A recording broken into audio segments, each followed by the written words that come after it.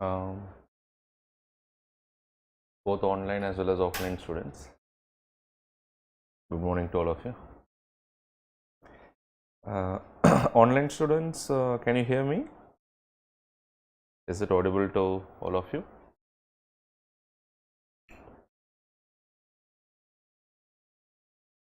You have been already part of some other program here in LevelUp?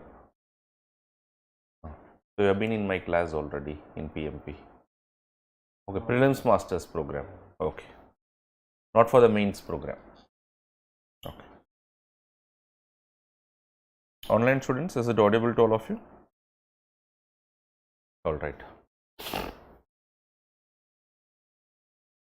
So the topic that we are going to discuss today for the ethics paper is, just give me a couple of minutes.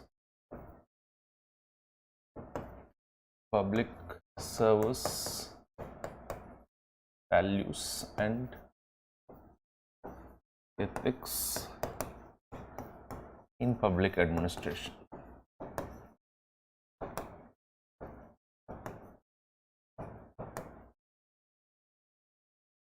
This is what we are going to study today. So before I start the topic, let me just give a brief introduction about the subject and about myself, and then what is the roadmap for today's class. Coming to the subject, the ethics paper, most of you might know that this ethics paper was introduced in civil service examination in CSE 2013, and now it is almost 11 years since a paper has been introduced. And the ethics paper, the inclusion of this ethics paper has in itself an important reason as to why this was brought in as a part of the syllabus. The examination, the idea of the UPSC examination is not only test the intelligence and also to some extent the personality of the students as well. That is why you have the personality test and all those things. But based on the reports which is given by number of expert committees, UPSC has decided that the ethics paper is also very important to determine the suitability of a candidate for civil service. Not only from the point of view of his intellectual capacities, but also from the point of view of his ethical, moral standards, which is also very important in performance of his duties very effectively as a civil servant. For example, as a civil servant on a daily basis, when you have to discharge your duties, you may have to come across a lot of moral dilemmas. Maybe you are in a decision making authority, but people can try to influence you through bribe. People can influence you, put a political pressure to misuse your authority. So as a civil servant, how will you cope up with all these things? As a civil servant, how empathetic you will be towards the weaker sections, how compassionate you will be towards the weaker sections. At the same time, how good you are in ensuring the rules, laws, regulations you are supposed to enforce. So to test all these things, a paper has been designed, that is nothing but the ethics, integrity and aptitude paper.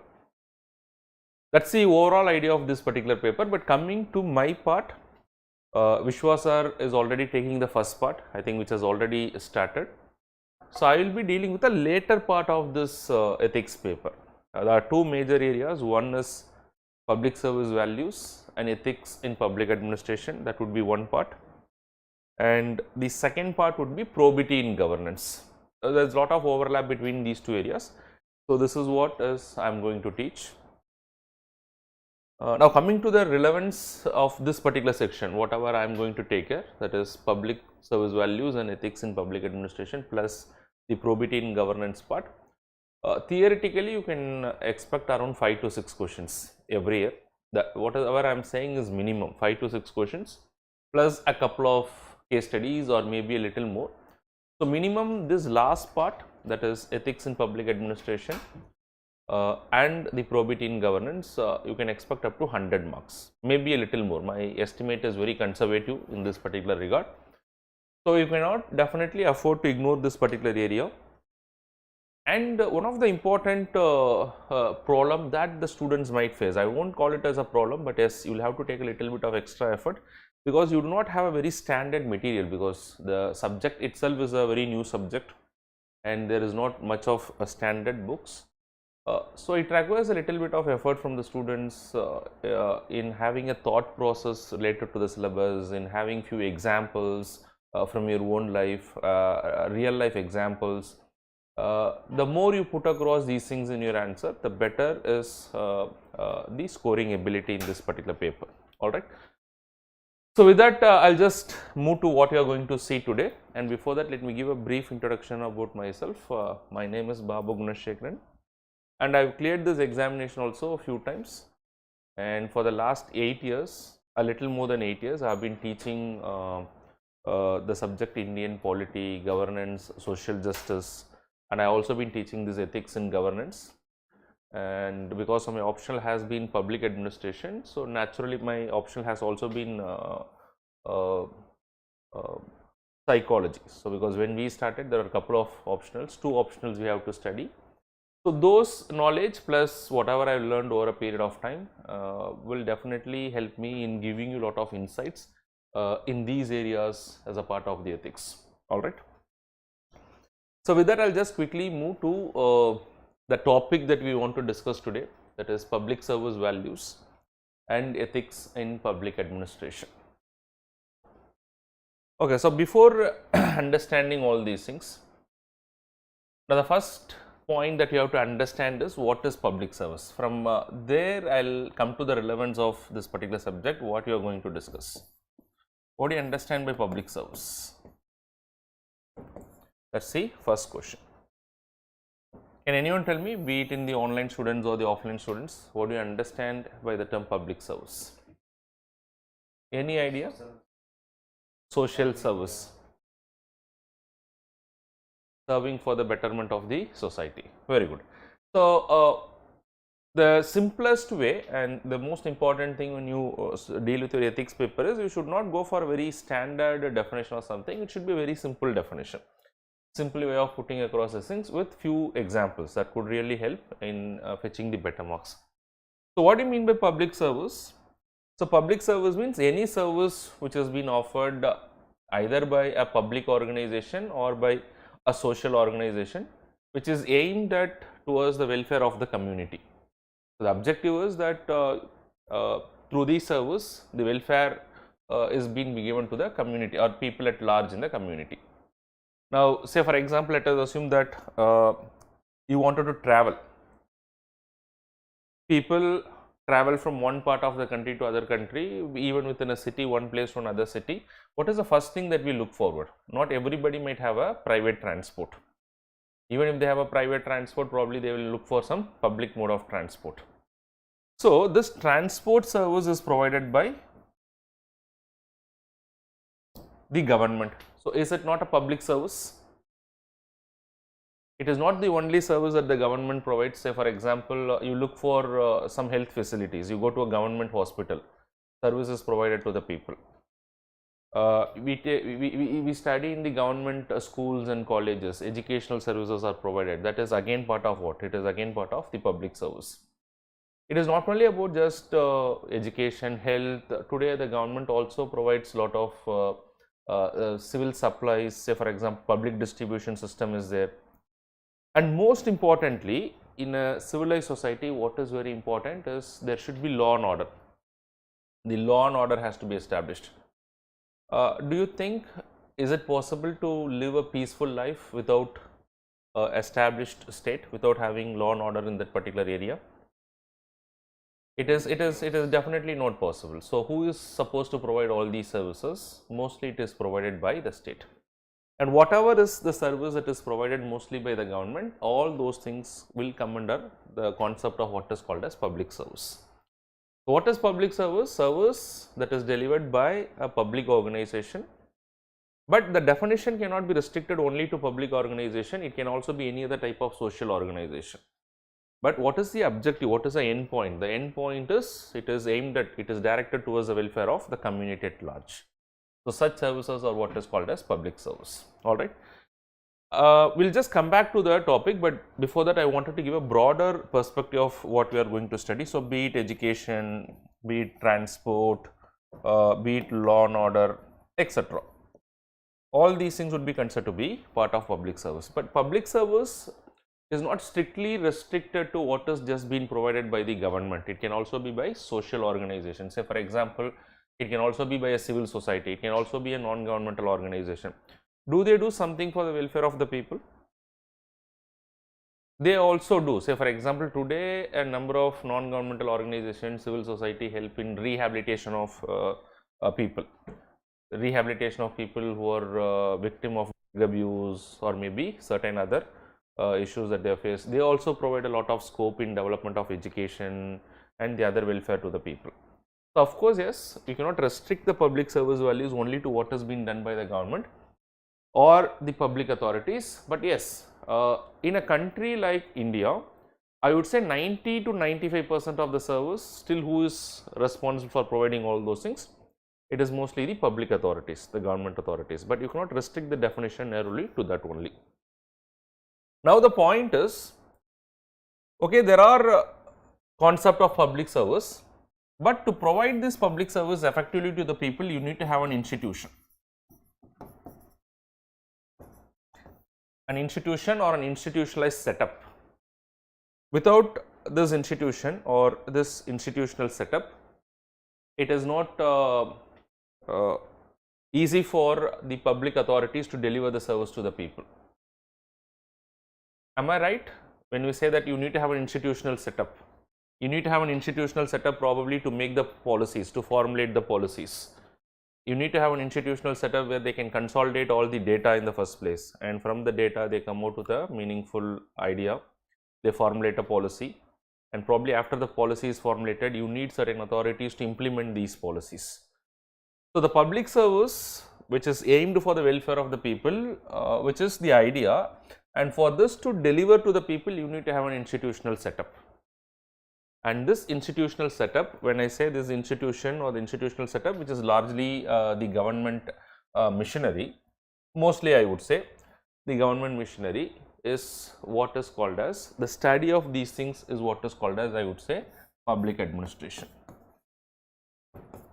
So, I am just trying to link as to how the subject that you are going to deal with today is related to the idea of what is called as public administration. So, to put it in a very simple way, what is public administration? Public administration is nothing but it is, I would say it is a science or it is study of what the government does. It is the study or science of formulation of policy and the implementation of policy, which is largely done by the government. So, it is this institution or this is the public administration that carries forward the public service to the people at large.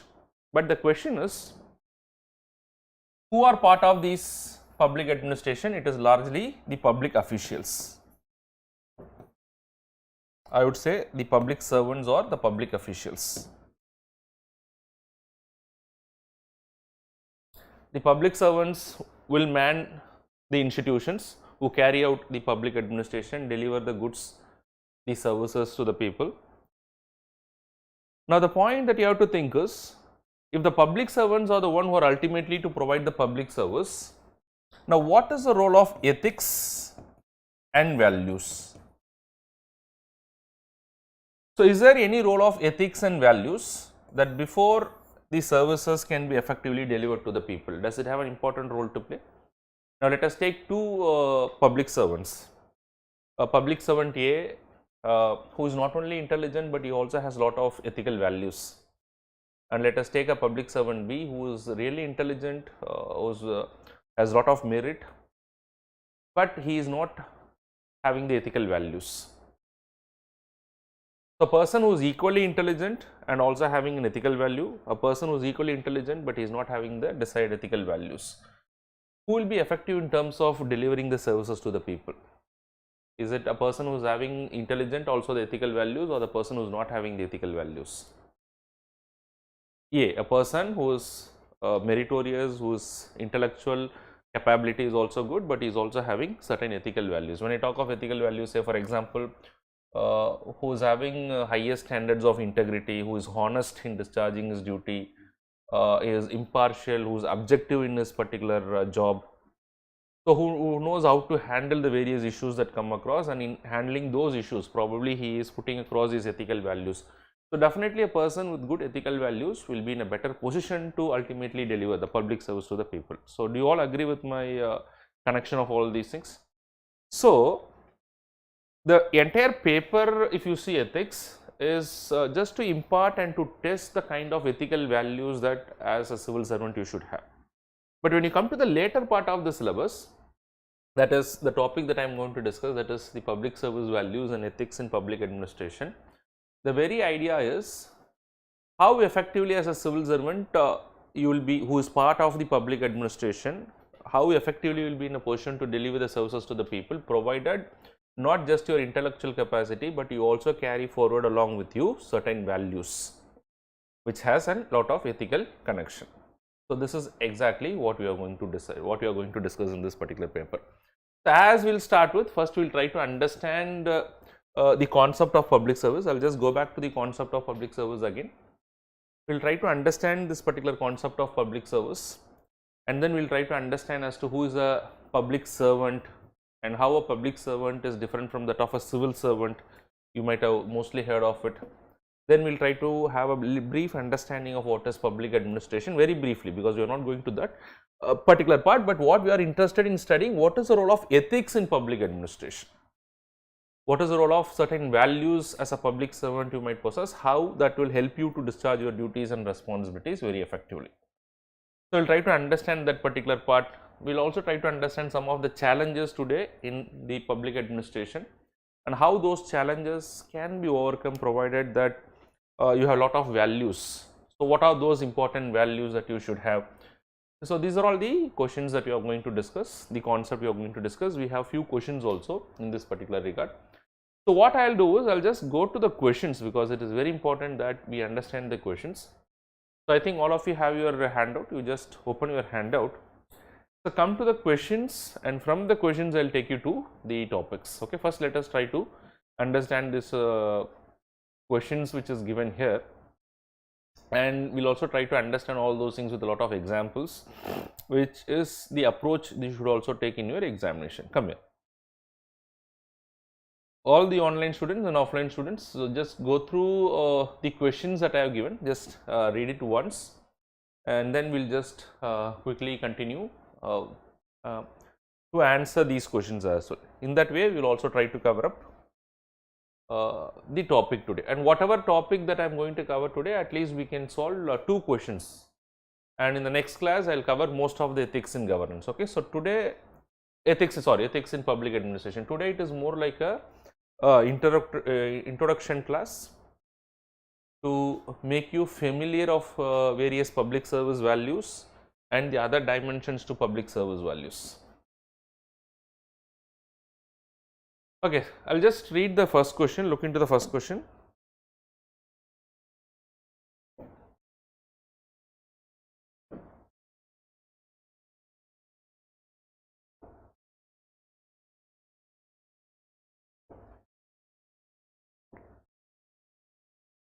Okay, have a look into the first question. What do you understand by public service? So, to answer this particular question, what are the things that you should know? You should know what is public service.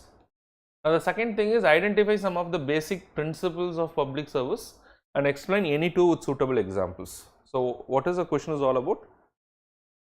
So, to answer this particular question, a student should know what is public service, what is the concept of public service, which I think we have seen very fairly. What do you understand by public service? Identify some of the basic principles of public service. So, there are 3 areas in this particular question. So, first you should explain what is public service. Then moving forward, you should identify some of the principles of public service. What could be the principles of public service? Or in other words, as someone who is part of the public service, someone who is a public servant, what are the principles or what are the values he has to carry forward as a public servant? He should be a person of high integrity, honesty. He should show a lot of objectivity in terms of delivering his services. So, these are all some of the principles that he has to carry forward. Alright, so there are a lot of principles, a lot of values that you will see as we will move forward. Explain any two with suitable examples. This is what is very important. So, this is how UPSC asks a lot of questions. So, there are two approaches to this. When you say that you will have to explain with two examples, a lot of principles we can say for example, compassionate towards the weaker sections, you should have empathy towards the weaker sections, you should be dedicated to your service, a lot of things as we will proceed we will discuss. But you come to the last part when he talks of explain that with two examples. When I said two examples, you can take two type of approach. One is you can give real life example. What do you mean by real life example? You can take any public servant from the real life, be it a bureaucrat, a career bureaucrat, a civil servant, or be it a politician who is also part of the public service. So, you can take a real life example and you can say look at these two examples and they have exhibited excellent, they have followed excellent principles as a part of their public service. That is one way of approaching that. Or you can also give certain examples from your own life or certain hypothetical examples as well. You can create your own examples. But I would say when you focus on the examination, when you prepare for your examination, you have both the type of examples, because not always you can go for real life examples, you can create your own examples, but you cannot create all these examples when you write the answer. All these exercise has to be done at the time of your preparation. You should have a lot of examples, you should have a lot of things which is prepared so that you can just use it at the time of the examination. Alright. So, come to the second question. We will go and discuss all these things when we will cover it. What do you understand by the following terms in the context of public service? What do you understand by the concept of integrity? So, here it is a clear way that the question has been asked. So, you should explain what you understand by integrity in the context of public service. What do you understand by perseverance in the context of public service? Spirit of service. What do you understand by courage of conviction? Have you ever heard of courage of conviction? Anyone in this class? What do you mean by courage of conviction? See, ethics is all about that. It looks very simple, but it becomes although it becomes difficult to explain. What do you mean by courage of conviction? Anyone? Online students, you can also put it in the comment box. So, what do you understand by the courage of conviction?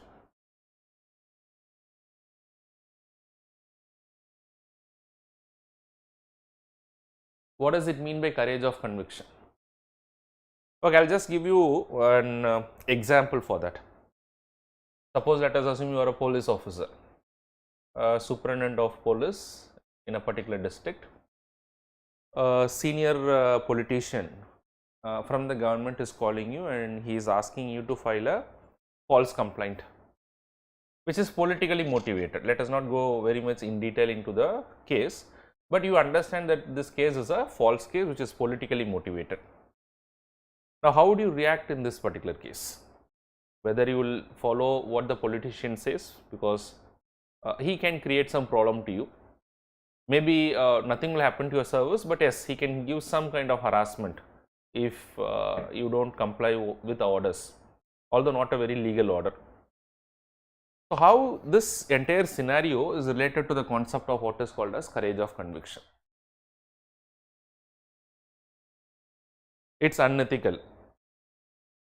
Of course, it is unethical, but how that is related to the concept of what is called as courage of conviction? So, to put in a very simple word, anyways, we will discuss these things with examples and all those things at the later stage. But to put it in a very simple word, what does it mean by courage of conviction? So, courage of conviction means that whenever you are bound to act in a way which is different than the belief or the values that you hold for yourself, then in that particular case you come across what? You come across what is called as an ethical dilemma. And under such ethical dilemma, whether you are going to act in a way that you believe or you are going to act in a different way. Now, the question here is, a person who has got the courage of conviction, irrespective of the pressure that is put upon him, he is going to act according to his beliefs, he is going to act according to his values. So, that is why the courage of conviction is a very, very important phenomena for any public servant. Because a person who is having this courage of conviction, what he will do? He will define unethical order. He will define order which is illegal because his value system does not allow for it. For another person also, suppose let us assume a person who is not high on this particular value, he is not having a high level of courage of conviction, he might also feel some kind of dissonance when he has to follow an order, but still he may comply with a unethical or an illegal order. But a person who is high in his courage of conviction will not do that. Okay. So, is that an important value for a public servant? Of course, it is a very important value, and so is the spirit of service, so is perseverance, so is integrity, which we will discuss as we will proceed forward. Okay. And compassion. Can anyone tell me what do you understand by the word compassion? Anyways, I have examples for all those things which we will discuss subsequently, but I am just trying to give an essence of how the class is going to be, because this is our first class. So, in this way we will take up a lot of questions, previous questions also, certain questions framed by me also, and we will make sure that whatever questions that I am giving in the handout will also be covered as a part of the content. So, that means when you move out of the class, you should be in a position to answer comfortably all these questions. That is the idea. Okay, what do you understand by compassion? Online students, you can put it in the comment box. Can anyone tell me what do you understand by compassion? Having an empathetic feeling, but then how that is different from empathy? Because there is also something which is called as empathy. Okay, so then compassion? Okay, so if you have to arrange that in a degree, which is of higher level of degree, or which is a better virtue for an individual, is it empathy or is it compassion? Empathy is more than compassion. So, as a public servant, you would feel that you should have empathy rather than compassion, or is it compassion rather than empathy? That will depend on the situation. So, it is a very safe answer, alright. Okay, now try to understand, when you talk as a virtue, compassion is much more better than what is called as empathy.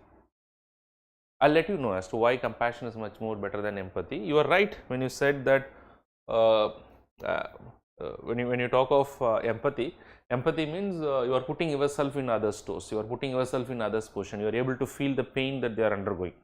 So, for example, as a public servant, when you look someone underprivileged, some weaker sections or some minorities undergoing some kind of difficulty in the society, so you feel their pain. So, that is what is empathy. But compassion is more than that, because compassion is all about, it is not only about feeling their pain, but how or what kind of actions that you take to alleviate that problems for that particular section. Within your capacity, are you initiating any kind of action so that they can be brought out of that particular issue? So, that is what is called as compassionate. So, compassion is empathy plus you take some kind of action to help them to bring to a better position. So, that is what is compassion. Now, correlating the entire concept with public service, let us assume. Now, as a civil servant or as a public servant, tomorrow when you work in district or you become a politician, you are a political executive, whatever be it, a person would be able to serve the better society better if he is empathetic or if he is compassionate. Because an empathetic person will feel the pain, but a compassionate person would come out with a policy which can alleviate them from such problems. So, compassionate is much more than that of what is called as empathy. We will see examples for that also. Okay, as I proceed, I will do the examples. So, in this way also UPSC can ask. So, here they just want you to list out certain basic principles and explain that with certain examples. So, here you will have to explain all these things with few examples. Now, come to the next question. Anyways, I am just giving a skeleton for all these things. It is not an explanation which we will subsequently do. I just want you to think all these things so that it can help you to deal with the concepts a little better as we will proceed. Come to question number 3. Do you think ethical approach, online students, please have a look into question number 3.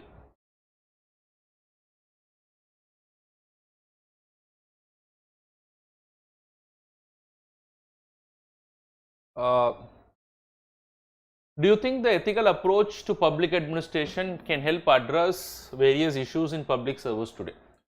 So, this answer requires certain things for you to approach this particular question. Do you think ethical approach to public administration help to address the various issues in public service today? So, you should be in a position to connect all the 3 things. So, unless and until you make the connection for all the 3 things, you cannot write a good answer for this particular question. So, first of all, you should know what is public administration. So, public administration, you can have a very brief definition of what is public administration, which I have said that it is the study of what the government does, or I would say it is the science of the formulating policies and implementing those policies and institutional setup which is related with all those things. And what is the relation between public administration and the public service? Is there any connection between these two things? What is the connection? Because it is through the institution or it is through the public administration most of the services are delivered to the people. So, this is an institutional setup, I have told that. So, they deliver a lot of services, but while delivering the services to the people, the public servants have lot of problems. They come out with a lot of ethical dilemmas and they face a lot of issues while they deliver the services to the people. So, public servant, service delivery. So, between these two things, they face a lot of issues. Now, what is the role of ethics in helping the public servant in delivering these services effectively? The very first example that I have given, suppose let us assume there is an institutional setup, there is a lot of public servants as a part of the institutional setup, their objective is to deliver the public service.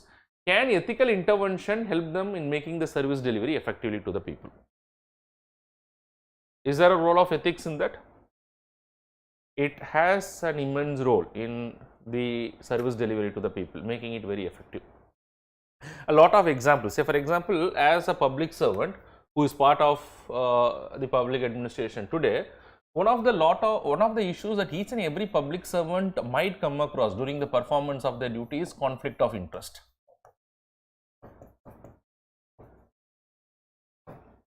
So, you will have to use all these words when you write the answer. I would say that as a public servant who is part of the public administration, you may have to come across a situation of conflict of interest.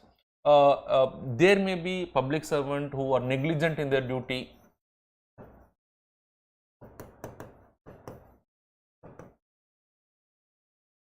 Who may misuse their administrative discretion.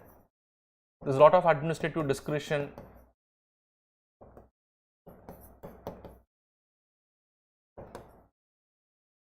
And what not.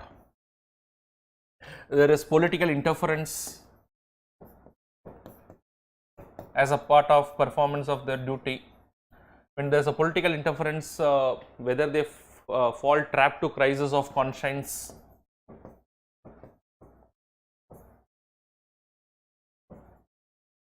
or still they follow what their conscience says. So, as a public servant, any public servant I would say who is part of the public service delivery, they may have to face all these things when they perform their duty.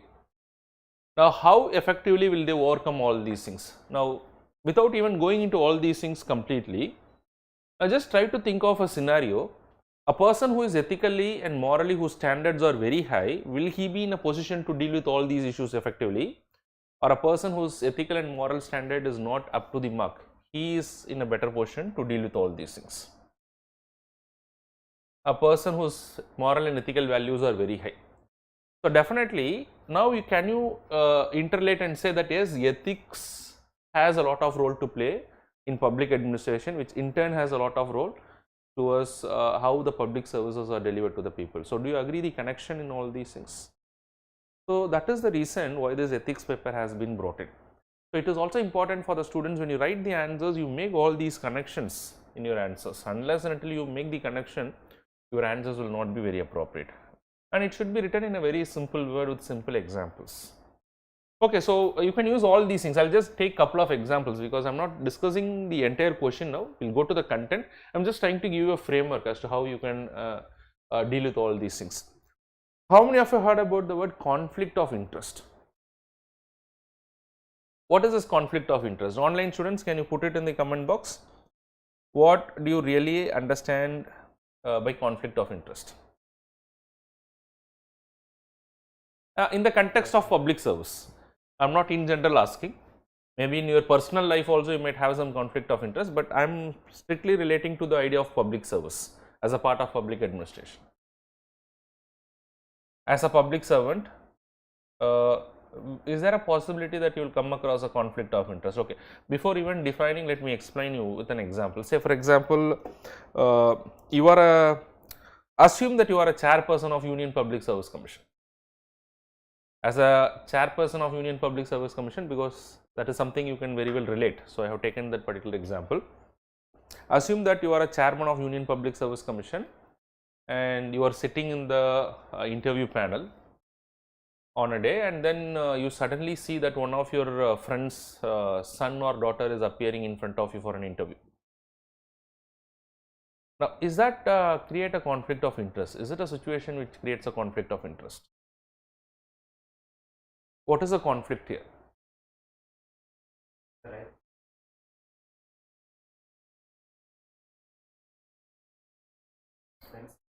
Friend's son or daughter. Yeah. The conflict of interest is here is that in performance of your professional duties, because in any capacity when you are appointed, you have certain professional duties to perform. In performance of your personal duties, is there any personal interest, self-serving interest? As a public servant, as someone who is having a high ethical and moral standards, you should avoid all the conflict of interest. You should not get any personal benefit out of doing your professional duties and responsibilities. Now, here the chairman, in the example that I have given, what is the appropriate course of action for the chairman? What he should do in this particular case? Should he continue with the interview because he feels that yes, he will do it in a very proper way, or he has to do something else to avoid the conflict of interest? Let us assume that he is a very honest man with a high level of integrity. So, what is the course of action that he has to do to avoid this conflict of interest? There is definitely a conflict of interest. See, having conflict of interest does not mean that every time he is misusing it, but there is a conflict of interest. Let me give another example. Say for example, you are a managing director of a public sector undertaking. You are the MD of a public sector undertaking, and then many companies have applied for the contract from the public sector undertaking, and you can decide that. And in one of the companies, among the other companies which has applied, is your son is also working as a, let us assume, a senior engineer. So, awarding this particular contract, you feel that this company is meritorious wherever your son is working, but your son is working in that particular company. So, will that create a conflict of interest in this particular case? So, it does create a conflict of interest, because people might feel that you have awarded the contract just because your son is working in that particular company.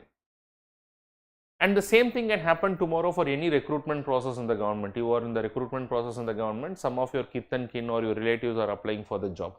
So, are you going to be as a part of that selection panel, although you have the authority to do that?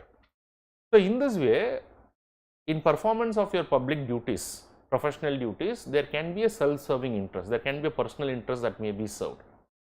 So, as a public servant, you should avoid all these conflict of interest. Now, how to avoid this conflict of interest is something which we will discuss later. But all that I am trying to say is, a person who is really ethical, who has high ethical and moral standards, he will be in a position to avoid all these conflict of interest in performance of his duty. So, this may be possible only with a person of high standards, but a person who is not having high ethical and moral standards, they may end up in doing what creates a conflict of interest. So, that is one thing. Now, negligent in performance of their duty, there is something which is called as duty to care. As a public servant, you should care for the people to whom you deliver the services. Now, say for example, you are an engineer in a public welfare department, PWD department, and it might be possible because of the authority that you have got, you can also end up doing some substandard service. You are constructing something, you are constructing a bridge which is substandard in nature, and you may be negligent in designing that. Maybe you don't do it you don't do it purposefully, but you have been doing a duty very negligently. And because of your negligence, can it end up in some kind of problem to the general public? Now, say for example, if I have to give the recent example, I think in the last 1 month, at least 15 bridges collapsed in Bihar. How many have seen this in the newspaper? So, can we relate that to some kind of negligence on the part of the public officials who are involved in that? It may be out of negligence, it may be out of corruption, or it may be out of the natural disaster, but there is a possibility of negligence, you cannot rule out that. Okay, so in this way, as a servant, public servant, when you are delivering your duty, you should not be negligent because you have the duty to care for the public. So, a person who is of high moral and ethical standards, definitely he will not be negligent in his duty. And there is scope for administrative discretion. What do you mean by administrative discretion? That you have certain element of decision making authority, and you are the final authority, nobody can question in that particular regard. So, that administrative discretion should not be done arbitrarily. The person, although others cannot question him, but because he is a person of high moral and ethical standards, he will try to do it in an effective manner. Okay. So, in this way ethics do have a lot of role when they are performing their public services to the people. Alright. So, that is what is the relation between the public servant, the public administration, and how the ethical approach can help in delivering better services. With examples we will see all these things as we will proceed. Alright. So, come to the next question. What do you understand by honesty and integrity in public service? Which one do you think is a better virtue in public service? Explain with suitable examples. This is a very good question. I want your answer. Can anyone answer this particular question? What do you understand by honesty? What do you understand by integrity? And which one of these things is a better virtue? Is it honesty or is it integrity? First of all, is there any difference between honesty and integrity?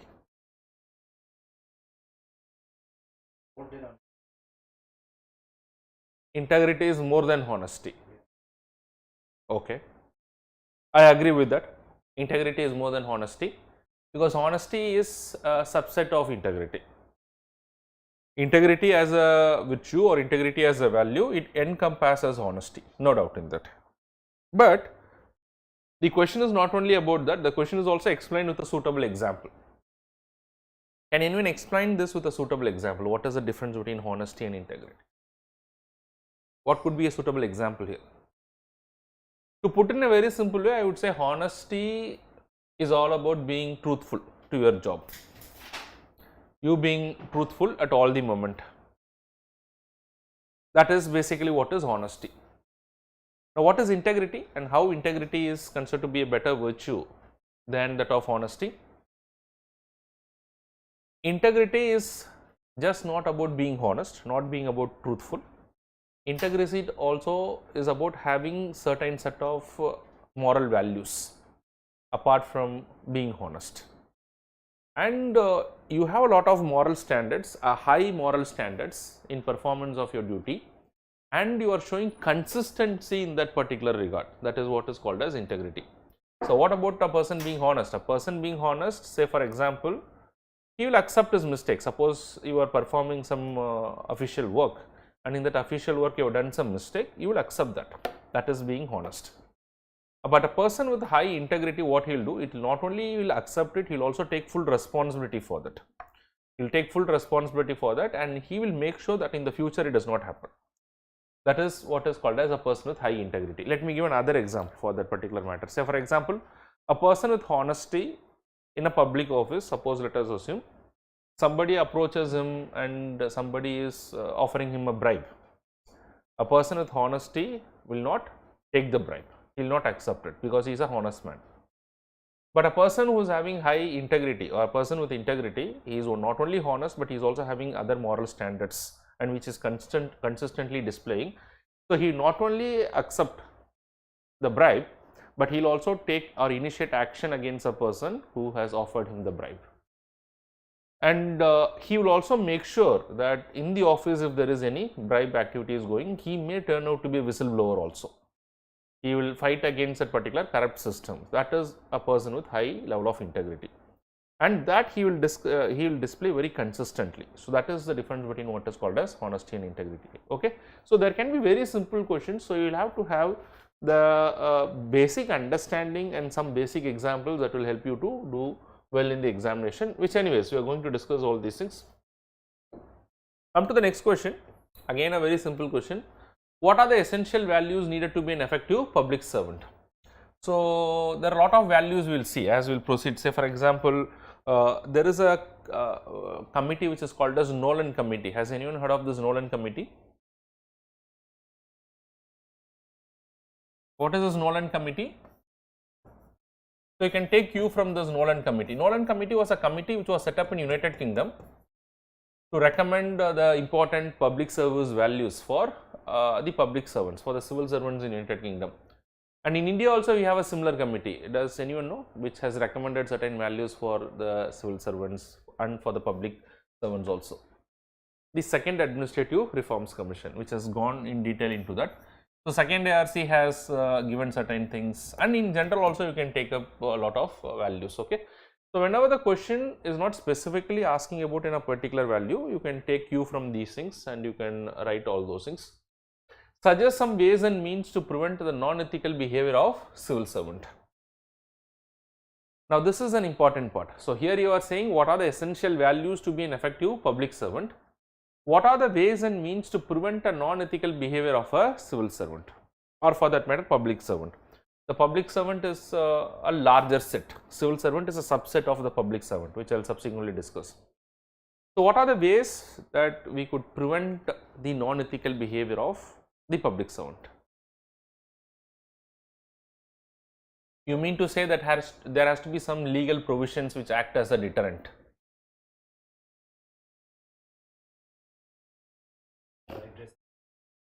Grievance redressal mechanism is for the citizens.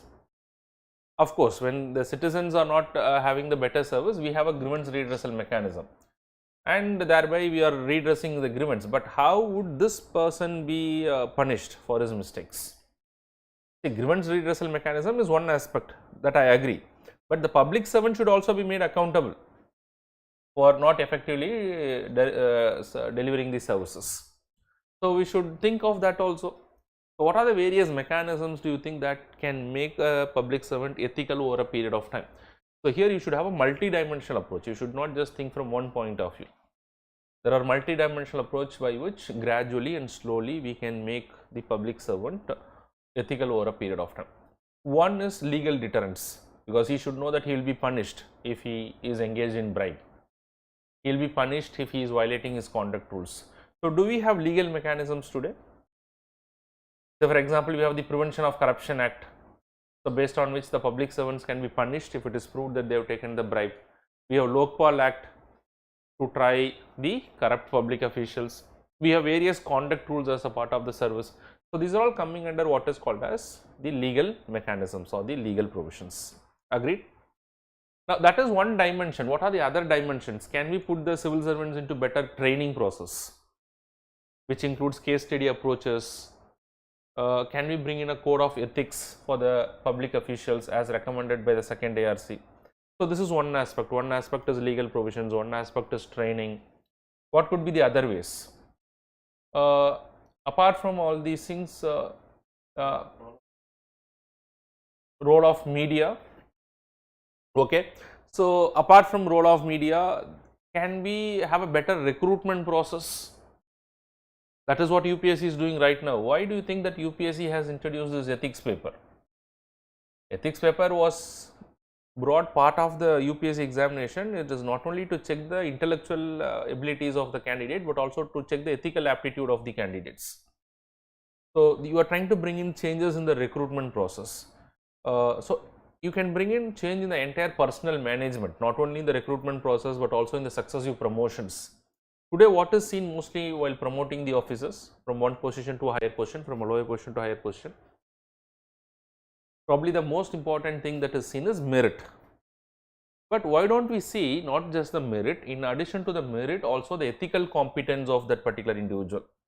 If you go to some of the examinations like ND and all those things, there is also a psychometric test. Why don't we bring it to all the public officials?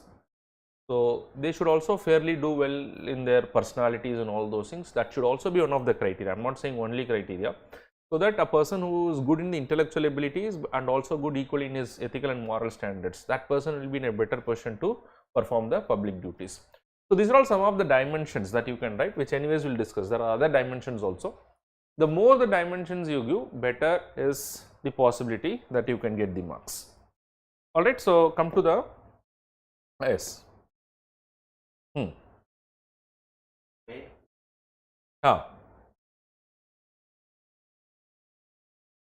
It's one and the same.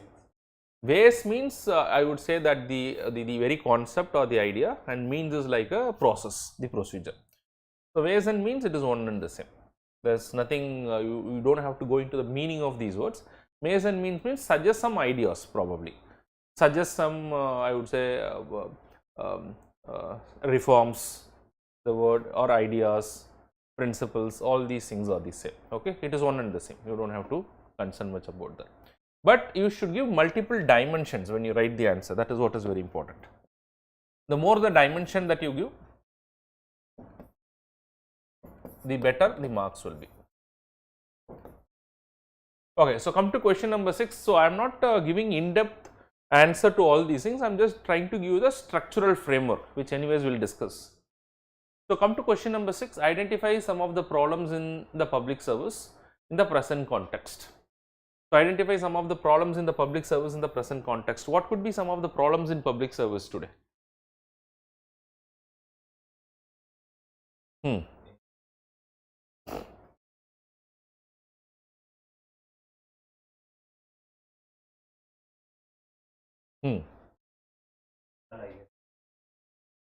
Pooja Ketkar. Okay. Okay, so that is one of the issue, I agree with that. So you can use that as a specific example. But whenever you write such examples, you try to understand it is merely an allegation. So you have to be very diplomatic in the way that you present, because nothing has been proved against that officer who is an officer trainee. Yes, it is coming in the social media and all those things. So it's only an allegation. So you can write as if it is an allegation, because it has not yet been proved in a court of law, or it has not been proved yet. Okay, so we cannot just go and we can be judgmental about all those things. But yes, you can diplomatically write it in such a way that if these things are true, such things are to be avoided, because you are not yet sure as to what is a complete picture in that particular matter. Alright, so come to this particular point, identify some of the problems in public service in the present case. What are the various issues in public service? You can do think of lot of issues. Say for example, today is corruption and wild prevalent issue in public service. Corruption.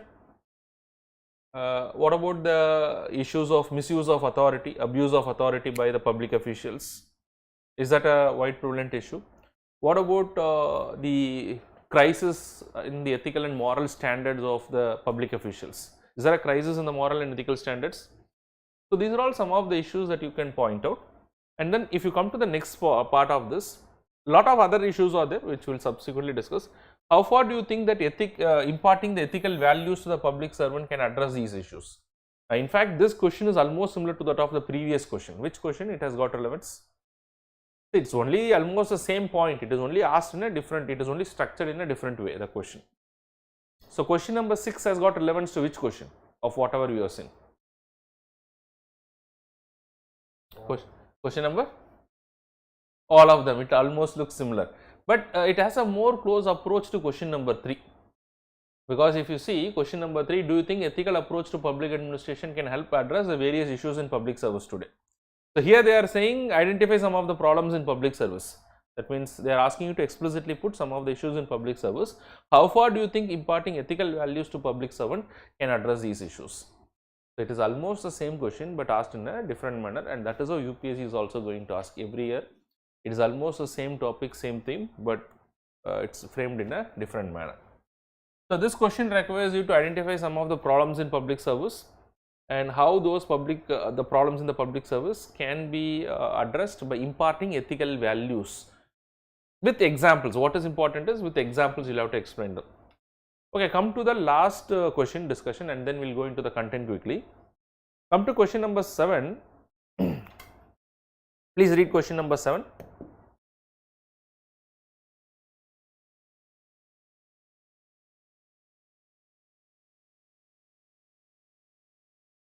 Please read the question number 7. Online medium has become to play an important role in delivering a lot of public services to the people, especially post COVID-19. In the context, identify some of the ethical issues in delivery of online health services, especially to the marginalized and the vulnerable sections. Okay, first of all, do you agree with the statement? Today, after COVID especially, a lot of public services are delivered through online medium, through online space, especially health, education. Now today in this class also a lot of people are attending the online classes. Anyways, this I wouldn't say a service which is delivered by the government, but yes, a lot of government services also delivered to the public through online space, through online medium. And I would say two important things in that particular regard. One is health and other is education. So here the question is related to health. Now, of course, it is happening today. In the context, identify some of the ethical issues in delivery of online health services. What could be the possible ethical issues in delivering online health services?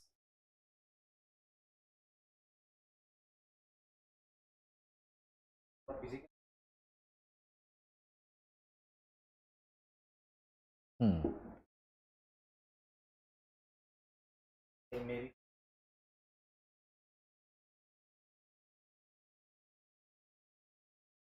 Okay, so one of the foremost thing that I would say is the issue of confidentiality and the issues of privacy. So today, if you go to the online medium, you will have to disclose your identity, because and to what extent the treatment, and it's part of the medical ethics that every patient details has to be maintained confidential. So to what extent in online space, you do not know who will hack these things, and there is a possibility of issues of privacy and the confidentiality. That is one of the most important issue. Now, the second important issue, especially with regard to the marginalized sections and the vulnerable sections. Marginalized and the vulnerable sections means these are the people who are downtrodden or the economically weaker or the disadvantaged sections in the society, with a basic understanding that these sections of the societies may not have better communication skills. So, what requires for a doctor when you provide the online health services is that you should be in a position to better explain the problem, then only the doctor can treat you. And what happens when they face physically is that the doctor, apart from, even if they do not have the communication skills, the doctor look for the non-verbal cues. So, I look at you, from your facial reactions or from your actions, I do understand certain things. So, similarly as a doctor, the doctor can touch here, maybe the doctor can see the other non-verbal cues, and the doctor may be in a position to understand better even if their communication is not good enough. But is there a serious handicap when it comes to online service delivery? In an online service delivery, the doctor may not have these non-verbal cues. It depends upon what the individual says. And that is especially disadvantageous to a marginalized and vulnerable sections who may not have basic understanding of their own physiology, who may not have the better communication skills. But people with whose life standards are high, they will be able to do it. They will be in a position to explain it better, speak well with the doctor. But for the people in the marginalized section, it is definitely going to be a handicap. So, the service delivery may not be as efficient as it is there in a normal physical medium. Okay, that's going to be one challenge. Issues of confidentiality. There is an issue of informed consent. Does anyone heard of this issue of informed consent? Informed consent means that the individual who is undergoing any form of treatment has to be briefed fully as to what are the procedures that you are going to administer, what could be the side effects of so and so treatment, which may not be very effective in the opinion of the critics, may not be very effective when it comes to the online services. Now, these problems are more likely to be faced by the marginalized sections. Okay, so we will see a lot of other things also. I am just giving an information as to how these questions may be addressed. Now, all these 7 questions that I have given here, which we are trying to understand, the basic understanding of all these 7 questions, all these questions, a similar format of these questions has also been asked in UPSC. If you see in the last 10 years, I have just gone through the last 10 years, and based on the questions, I have just modified the questions here and there. Certain questions are same questions, but most of the questions I have tried to modify. So, the idea what we will try to do in the next, I would say, because this is a crash course, I think this crash course itself is entirely for, I think, 15 classes. So, this 15 classes, I think Vishwajeet Sir has already taken 5 classes. So, I will move forward with the remaining 5 classes, including this particular class this week. I will complete 2 important topics. One is the public service values and ethics in public administration, which will also cover the public service values, what are the various ethical issues, what are the laws, rules and regulations, and how the laws, rules and regulations will help an individual, help a public official in delivering his duty effectively.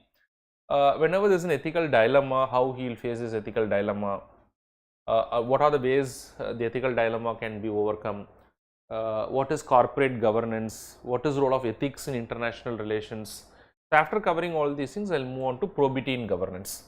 The probity in governance includes a lot of things like again the public service values, then you have got topics like transparency and accountability, how to promote transparency and accountability. We have got certain specific initiatives like RTI, then we have got tools like citizen charter, then how to eliminate corruption in public service. Those will all be dealt in the second part. And then I will also come for a couple of classes where I will deal with the relevant case studies, because at least 2 to 3 case studies are going to come from these two areas. There may be a case study related to corruption, there may be case studies related to corporate governance, there may be case studies related to other values of public officials. So, minimum 2, it can go up to 3 case studies also, and around 6 to 7 questions in the theoretical part. That means roughly around 100 to 120 marks is what you are going to cover. So, we got 7 to 8 classes to cover all these things, and the way that we will proceed is we will proceed in the same way. I will just take up a topic, and for the topic I will give you multiple dimensions. We will try to solve the questions, try to give the approach so that you also have an understanding. Okay. So, this is what is going to be the approach for the next 7 classes. Alright, so with that I will just go to the content now. We will just move to the content. I will just try to give a glimpse of how we are going to discuss. So, now just come back to your PDF that is given to all of you, the online students. So, we will also try to understand these things with examples that will help you to use these examples also, because that is exactly what is very important when it comes to ethics paper. A simple definition and a simple example, and you should basically understand the question in the first place. Then we are in a good position to answer all these things. Alright, so shall we move forward? Can we move forward? Alright.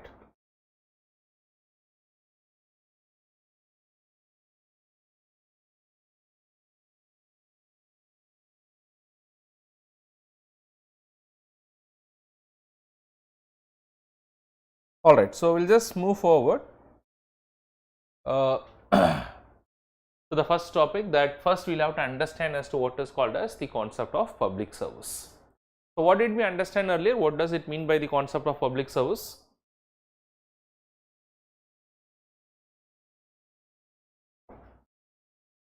Once we understand the concept of public service, then we will come to the idea of what is called as the public service values as we will proceed.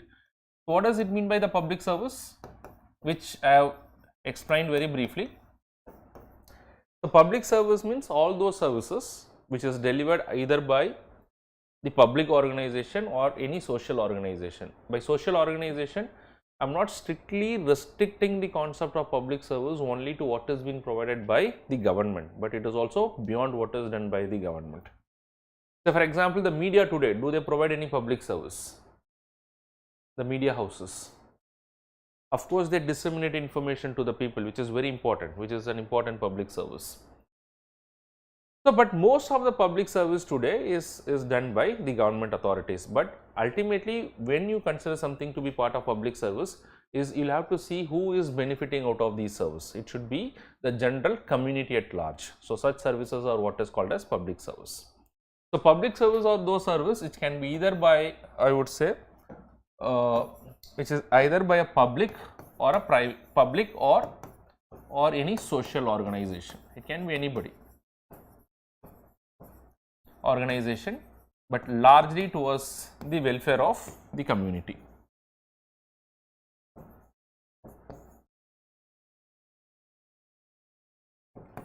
Then you call that to be what is called as the public service. But as far as we are concerned, I would say 95% of the services are today especially provided by the government only. So, who has a major role when it comes to public service? It is the government authorities. And who will be part of the government authorities?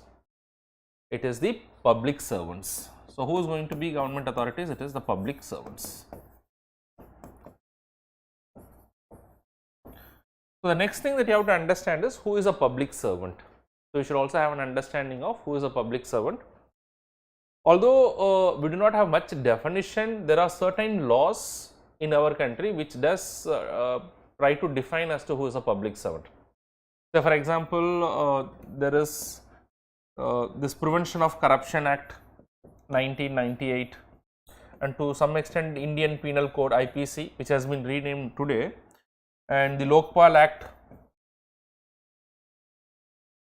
these are all some of the laws today which does define in this law as to who is a public servant. So, I will give a basic idea as to who is a public servant under these laws. All the government servants getting salary from the government, the judges who are administering justice, people who are employed in the government companies like PSUs, people who are elected to the local bodies, and apart from that, to some extent even the appointed, not just the appointed members, even the elected members. So, for example, the ministers, they are also coming under what is called as the public servants. Okay. So, you will have to understand all these things. So, they all come under the concept of what is called as a public servant or a public official. So, this is the basic understanding that you should have with regard to public servant. But anyways, before I move forward, is there any difference between the word as to who is a public servant versus a civil servant? Very quickly. Because these two words are interchangeably used, but there is a slightest of difference between these two things.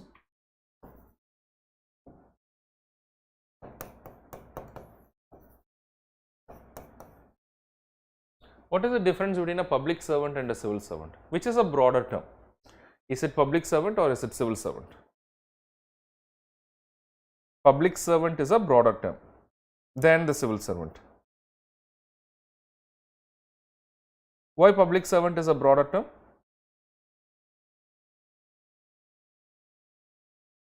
Very good. So, try to understand civil servant is mostly denoting the, I would say, the permanent executives.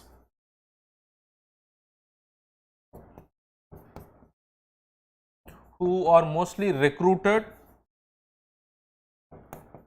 through a merit based examination.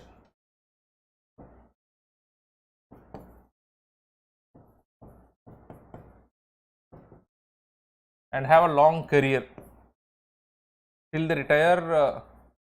They have a career with civil service. So, mostly say for example, when you get recruited in UPSC, mostly you are all civil servant.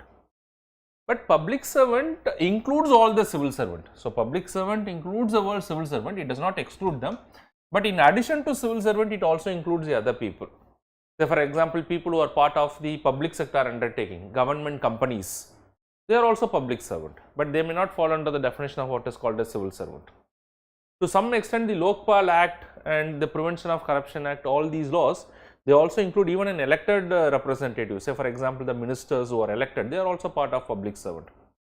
So, public servant is much more a comprehensive term than what is called as the civil servant. So, but definitely civil servant is just a subset. So, here it includes, as I already said, government companies, PSUs, plus elected representatives or elected executives.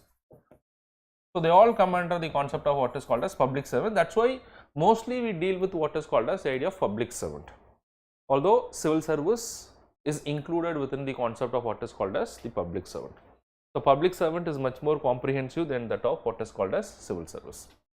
But both the public servants and the civil servants, which is included within public servant, they are all mostly focused in delivering services to the people. And while delivering the services to the people, what they have to keep in mind is that whether their actions are guided by certain ethical and moral standards. And those ethical and moral standards will be there only if they follow certain standards of public service values. Ultimately, we are going in that particular direction. Okay.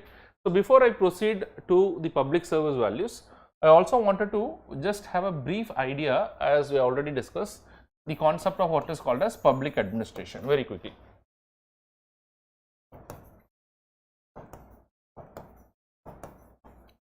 Public administration. So, let us also try to define what is public administration.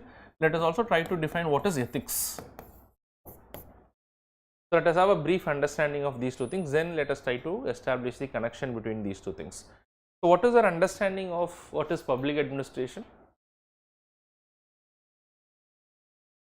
It is nothing but it is a science of, or it is a study of policy formulation and execution. See, there are hundreds of definitions to what the way you can define what is public administration. This is just one way, a simplest way of putting it across.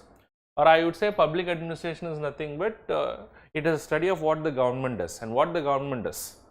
The ultimate objective of the government is to deliver the public service, and for that it does a number of things. It formulates policies, it executes the policies and all those things. A study of all these things is what is called as public administration. But what is the role of ethics in public administration? So here in this subject we are not dealing about public administration. If you have to deal about public administration, then you do that in your I would say there is a separate optional paper to study about public administration. Students who have an aptitude for that, they can take up that optional and they can read it. So is the other options also. But this ethics paper is not about public administration. Ethics paper is about what is the role of ethics in public administration. So for that, first we will have to understand as to what is the definition of ethics. What is the simplest way that we would define ethics? What do you mean by ethics? It is also basically a study, but we will not call that as a science, because ethics is not having the status of what is called as a science, because it is more of values, it is more of beliefs. So you cannot call that as a science, but can we say it is a study of what is right and wrong, and or what is good and what is bad. Now what is ethics? Ethics is all about a set of values or a set of beliefs that guides an individual to decide what is right and what is wrong, what is good and what is bad. So what is the role of ethics in public administration? This public administration is manned by public officials or the public servants. So whether these ethical values will help them to act in a specific way and help them deliver the services in a specific way. So definitely, is there a relation between ethics and public administration?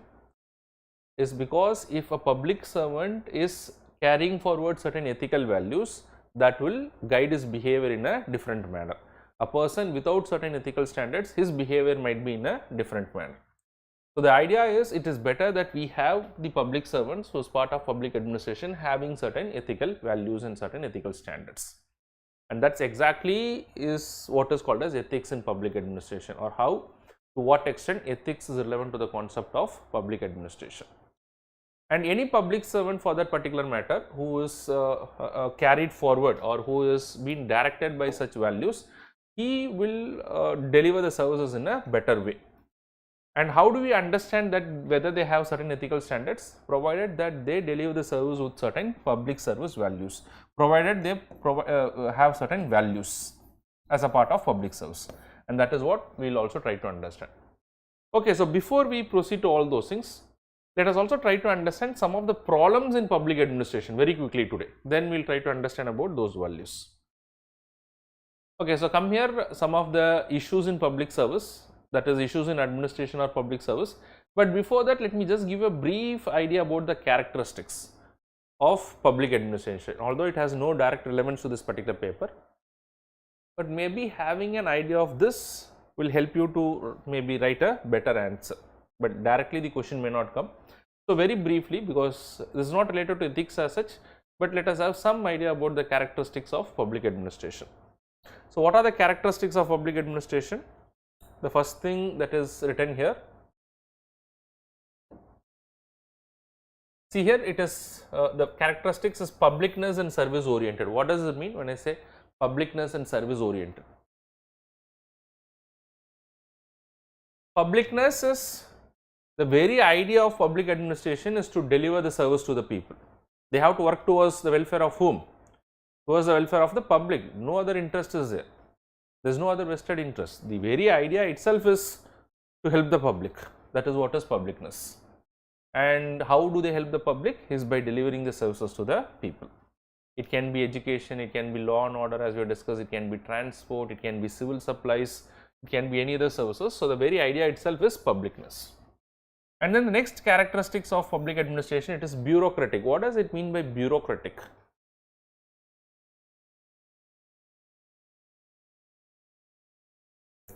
Bureaucratic means they are rigid.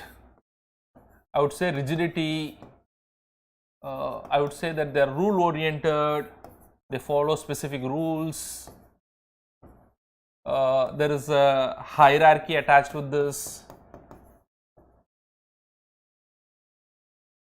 So, there are a certain set of standards that they are going to follow in performance of their duties, which they will not deviate, and they should not deviate. There is a rigid system that they follow. One of the rigid system, for example, is that they follow a standard hierarchy. They can never do away with this hierarchy. And there are advantages also, there are inherent disadvantages of following this hierarchy. What could be the disadvantages of hierarchy? Because ultimately the very idea of public service is to deliver the service to the people. So, when it is bureaucratic in nature, it might have some advantages, but it has got its own disadvantages. One is, I am talking about hierarchy. What could be the possible disadvantages of this hierarchy? Of course, it delays in decision making, and because of the hierarchy, ultimately who is the final authority? The senior authority will be the final authority. So, they may not take the opinion of the junior authorities very seriously. It curtails a lot of innovation, because the people who are junior might have a different set of experience, but a person who is at the decision making authority may be a couple of decades backward. So, he may not be aware of the latest trends or the developments in information technology, or his innovativeness may not be as high as of the younger generation. But ultimately the hierarchy has its own advantage. The disadvantage is that again they are not the decision making authority. So, these are all some of the issues that may happen, and they are strictly rules oriented. So, they strictly follow the rules, and there is no humanistic approach when it comes to public administration, because it is strictly based on the rules, whether it is right or wrong.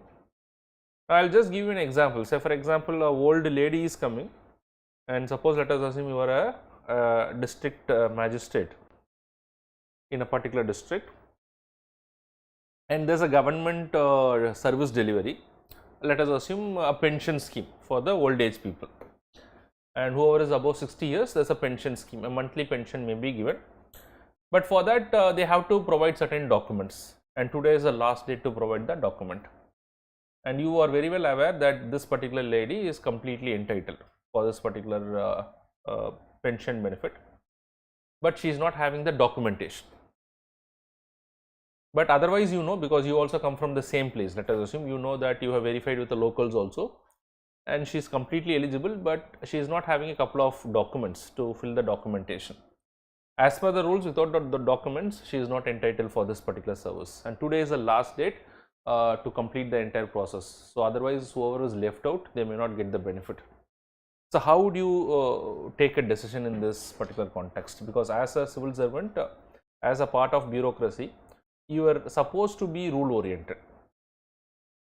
Now, will you provide the benefit to the women by tweaking the rules, or you will just go with the rules and you will leave out an eligible beneficiary who is very much in need of this particular pension?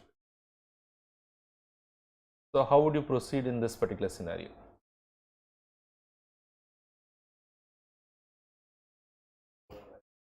Okay, if there is a scope of using discretionary power, use it.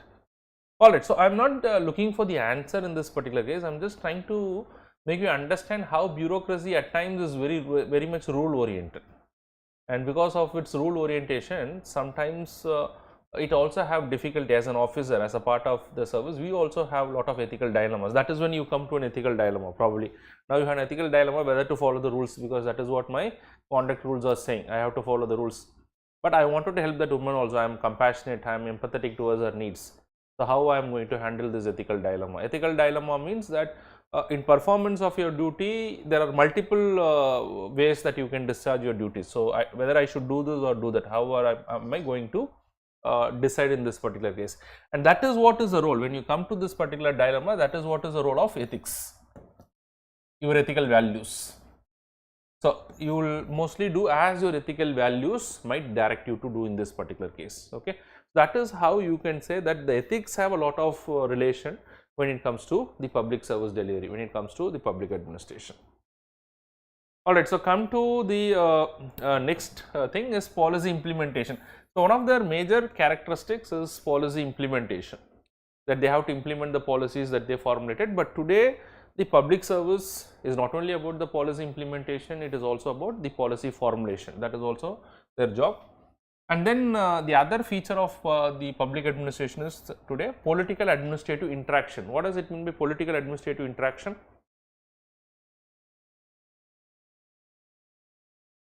Political administrative interaction means that there is a regular interaction between the civil servants and the political executive. Public administration is not only about the civil servants who are recruited through, say, let us assume the Union Public Service Commission or through the State Public Service Commission, but it also includes the elected ministers. They are also part of it. Will there be a regular interaction between the ministers and the civil servants? Of course, there has to be interaction, because ultimately who is the decision making authority? The ministers. The civil servants will advise them, the civil servants has to be impartial, the civil servant has to be neutral in giving them the advice, and then ultimately the decision has to be taken by the ministers, which will be again implemented by the civil servant, who are all completely part of the public service. Okay. So, this is one of the characteristics of public administration. And then the next important thing is continual change. What does it mean by continual change? Can the civil service or the public administration, can it be a rigid kind of institution, or it has to accustom and it has to change as per the changing circumstances? It has to evolve, otherwise it cannot sustain. The challenges are different, because if you see 50 years back, the public administration or the government machinery was providing very basic services to the people, but today a lot of services are provided which was not earlier part of the service. So, for example, post COVID, suddenly the government turned out to the online space, because they understood that they have to provide these services to reach out to more number of people. They are using a lot of the electronic means to deliver the services today, which was not there before a couple of decades. So, public administration is subject to a lot of change. And then this subject is also interdisciplinary in nature. Public administration is also interdisciplinary. Why would you say that it is interdisciplinary in nature?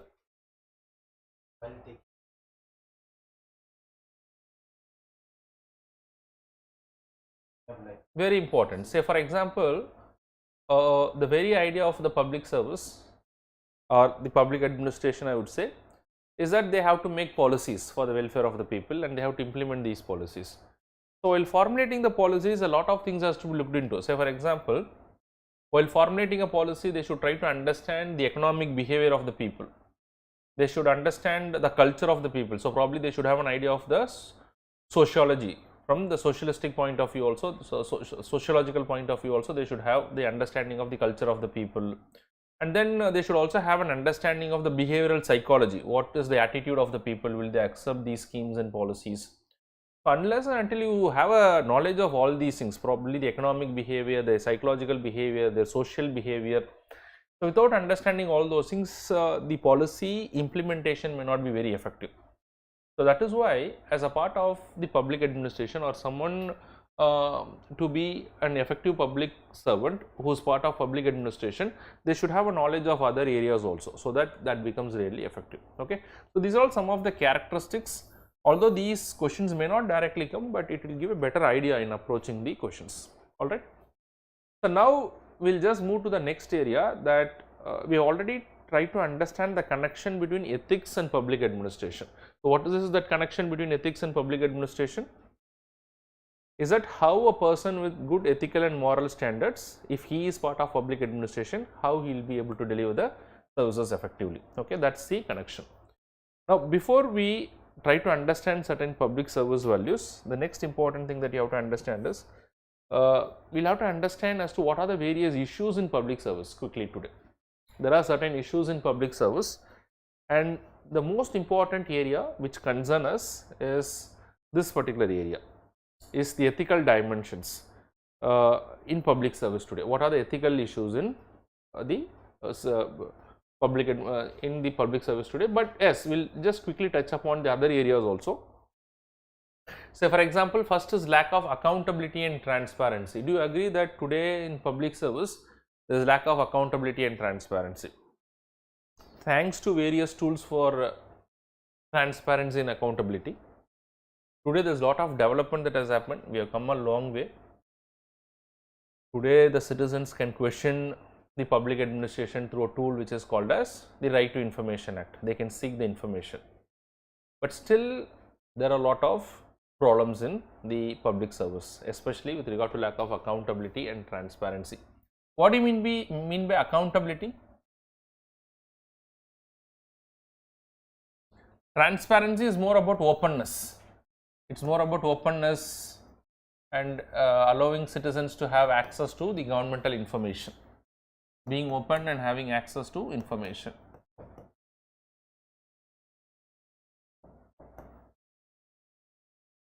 But what about accountability? Taking responsibility means, I would say accountability is answerability.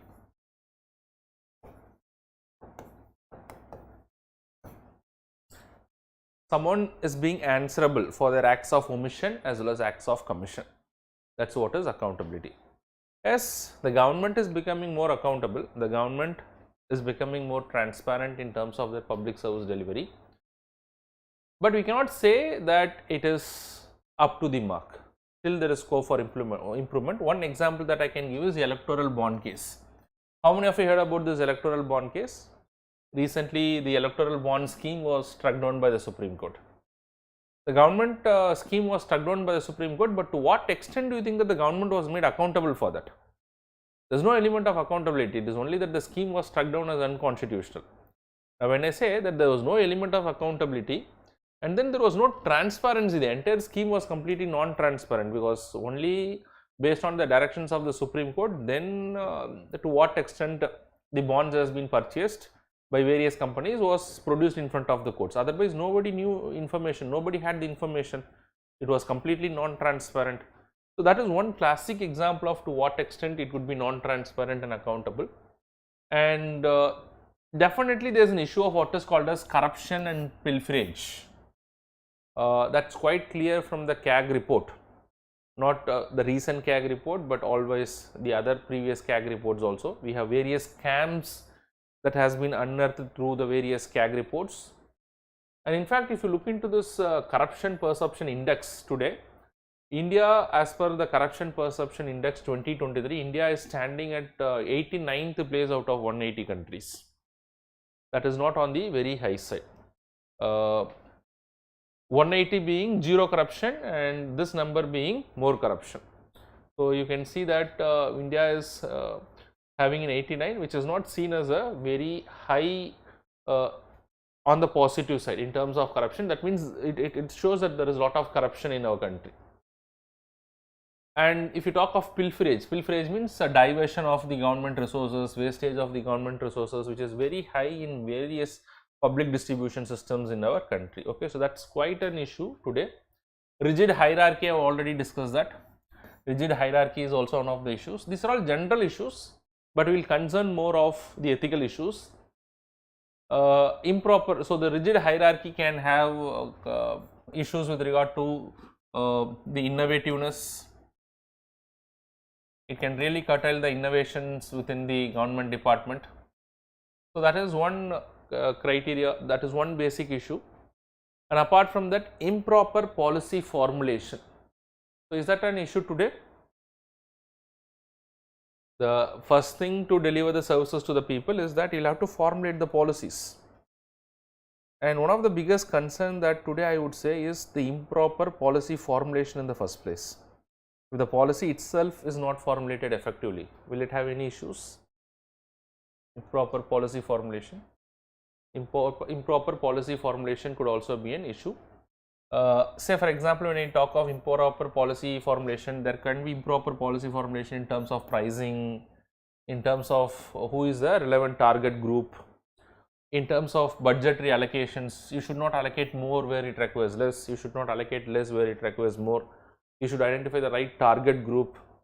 So these are all important issues that they have to take care of. Then you have lack of contingency plans. Of course, say for example, the government going for let us assume building a dam, which is a government project, which is again to deliver certain services. But the government should also take into consideration what could be the contingencies that may arise out of this, and what is my contingency plan if things does not go right. The government is working on some disaster plan, they should also have a plan B in case of contingencies. But today in most of the cases they do not have a contingency plan. Say for example, they build a bridge, the bridge is the only way to connect to another area, And what if the bridge collapses? Do you have any contingency plan that you will put it into action immediately? So today in most of the services that they deliver, there is no contingency plan. Okay, so that is another issue. And the biggest issue today is the identity politics and criminalization of politics. What do you mean by identity politics and criminalization of politics? Very unfortunate. Politics based on, as you said, based on religion, based on caste. The parties in power or otherwise the political parties identify themselves as a party belonging to a particular caste or a party belonging to a particular religion. That means in the process, they will marginalize certain other sections of the society. They marginalize the minorities or they marginalize certain peoples belonging to certain caste. The government or the public service is not only for the majority people. The government is not only for a particular religious people. In fact, the public servants are to deliver the entire public. So that, but the identity politics goes against the very idea that to take care of everyone. And then next important issue is criminalization of politics. What does it mean by criminalization of politics? Criminals entering into politics. So more with either the criminal charge or someone who is found guilty, so they entering into politics is not a very good sign, which may also have an impact on the public service. And then the next important issue is lack of motivation. So what does it mean by lack of motivation? Lack of motivation is one of the reason and one of the biggest problem in public service, because of the fact that today there is no incentive to a public servant who is doing his job effectively. Because once they get into the public service, once they get into the government, everybody is paid the same thing. Somebody is doing the job effectively, somebody not doing the job, they are not differentiated from one another, it is the same. Okay, so that is another issue. Okay, so these are all the issues. Now let us just come to the ethical aspect of all these things. The ethical issues or the ethical dimensions that can be there in the civil service, which is of course very important for you when it comes to the examination. Now see the ethical dimension. The first is the conflict of interest. So as I already said, as a public servant, most of you at one point or the other time, you may have to come across this particular situation is what is the conflict of interest. So conflict of interest is a situation where in the performance of your public duty, there can be a self-serving interest.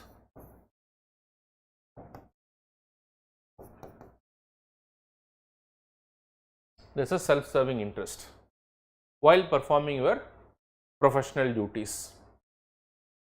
For example, I will just give another example. I have already given a couple of examples. Say for example, a judge is there who is also part of the public servant. A case is put in front of the judge, and the case is related to a particular company where the judge is having a share.